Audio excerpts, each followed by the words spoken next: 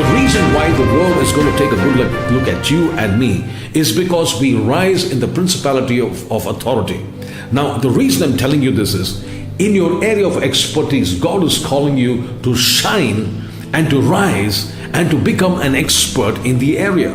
So the question is, what are you an expert at?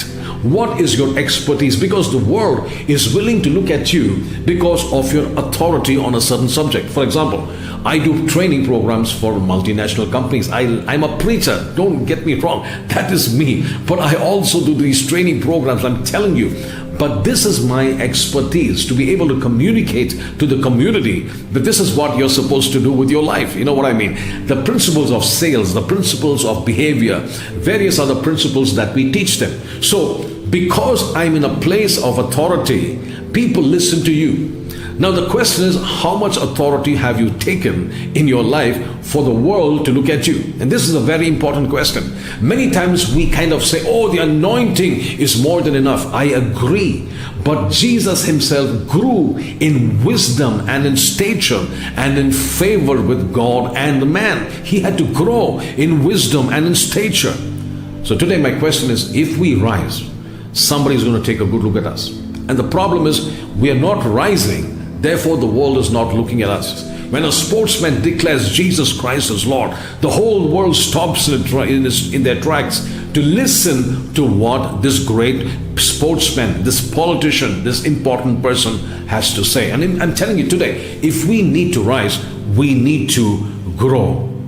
People follow the lead of credible knowledge experts. They follow, and then they listen to you, they accept you.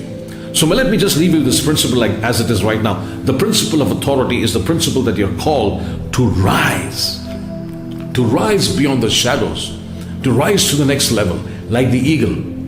The second principle is called the principle of reciprocity. What is this principle? This principle says it's a human tendency and a human need to want to give something back to somebody who has given you something initially.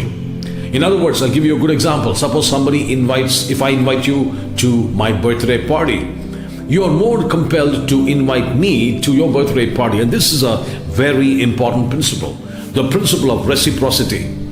As a matter of fact, the Bible talks about a lot about the principle of reciprocity.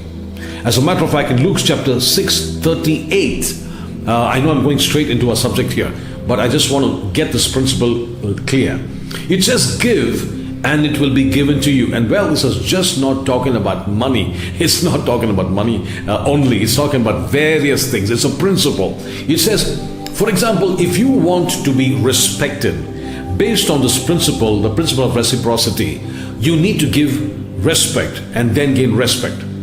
Today, if you want to be blessed, you need to bless others. It's a principle. Now, these principles will work every single time, because when the world wants to take a good look at you, these principles will work. Now, I've heard about a story of people giving away things, blessing people left, right, and center because God told them to do that. And once that happens, they in turn are blessed. Now, in my own personal life, well, I have a lot of stories. I don't have the time to go into it.